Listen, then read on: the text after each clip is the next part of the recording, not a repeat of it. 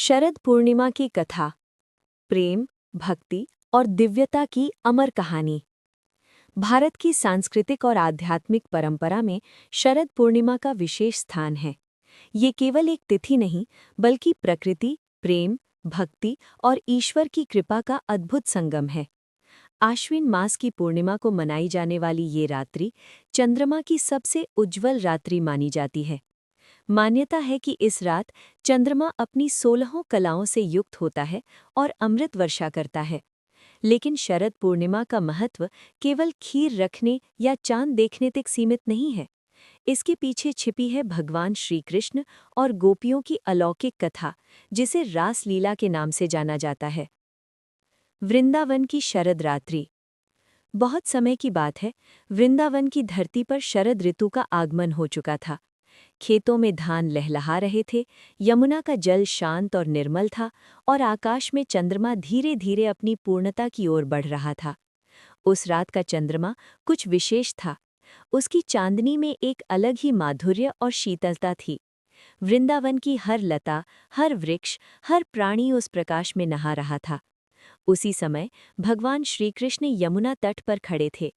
उनके मुख पर मंद मुस्कान थी और नेत्रों में करुणा। उनके हृदय में अपने भक्तों के लिए अथाह प्रेम उमड़ रहा था। बंसी की मधुर तान। रात्रि के गहन सन्नाटे में श्रीकृष्ण ने अपनी बंसी यानी बांसुरी को अधरों से लगाया। जैसे ही पहली तान निकली, पूरा वृंदावन ठहर सा गया। वो तान केवल संगीत नहीं थी, वो आत्मा की पुकार थी। गोपियां जो अपने अपने घरों में थीं, कोई भोजन बना रही थीं, कोई बच्चों को सुला रही थीं, कोई अपने पति के साथ बैठी थी। जैसे ही बंसी की ध्वनि उनके कानों में पड़ी, उनका मन, शरीर, सब कुछ श्रीकृष्ण की ओर खिंच गया। गोपियों की परीक्षा। गोपियां सब कुछ छोड़कर यमुना तट की ओर चल पड़ीं। ये कोई सांसारिक आकर्षण नहीं था, बल्कि निर्मल भक्ति थी। वे न किसी स्वार्थ से आई थीं, न किसी इच्छा से। वे केवल अपने प्राण प्रिय कृष्ण की पुकार पर आई थीं। जब सभी गोपियां वहां पहुंची तो श्रीकृष्ण ने मुस्कुराते हुए कहा, रात्रि का समय है, तुम्हारा घर परिवार तुम्हारी प्रतीक्षा कर रहा होगा। धर्म यही है कि तुम लौट जाओ। ये सुनकर गोपियां स्तब्ध रह गईं। उनके नेत्रों से आंसू बहने लगे।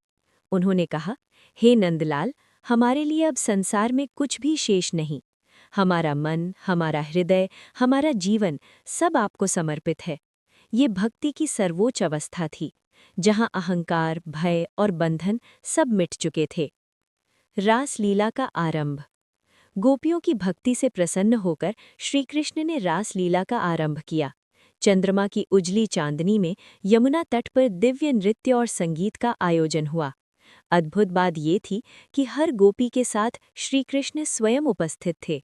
हर गोपी को ऐसा प्रतीत हो रहा था कि कृष्ण केवल उसी के हैं। ये ईश्वर की अनंतता का प्रतीक था। वो एक होकर भी सबके हैं। चंद्रमा का गर्व और लीला। कहा जाता है कि उस रात्रि चंद्रमा को अपने सौंदर्य पर गर्व हो गया था। उसे लगा कि आज उसकी चांदनी सबसे सुंदर है। तभी श्रीकृष्ण ने लीला रचते हुए चंद्रमा की चमक को क्षीण कर दिया। चंद्रमा समझ गया कि सौंदर्य का स्रोत ईश्वर है, अहंकार नहीं। तभी से मान्यता है कि शरद पूर्णिमा की रात चंद्रमा अपनी पूरी शक्ति से अमृत वर्षाता है, लेकिन वो भी ईश्वर की कृपा से ही संभव है। भोजन और अमृत की मान्यता। इसी लीला से जुड़ी है शरद पूर्णिमा की प्रसिद्ध परंपरा, खीर को खुले आकाश में रखने की। मान्यता है कि इस रात चंद्रमा की किरणों में अमृत तत्व होता है। जब खीर को चंद्रमा की रोशनी में रखा जाता है तो वो औषधीय और पौष्टिक बन जाती है। आयुर्वेद के अनुसार भी ये खीर शरीर को ठंडक देती है, मन को शांत करती है, रोग प्रतिरोधक क्षमता बढ़ाती है। लेकिन इसका वास्तविक अर्थ केवल स्वास्थ्य नहीं, बल्कि ईश्वर की कृपा को ग्रहण करना है। रास लीला का गूढ़ अर्थ।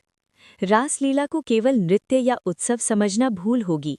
इसका गहरा आध्यात्मिक अर्थ है। गोपियां यानी जीवात्माएं, कृष्ण यानी परमात्मा, बंसी यानी ईश्वर की पुकार, रास यानी आत्मा और परमात्मा का मिलन। जब जीव अपना अहंकार छोड़कर ईश्वर की शरण में जाता है, तब शरद पूर्णिमा जैसी दिव्य रात्रि उसके जीवन में आती है।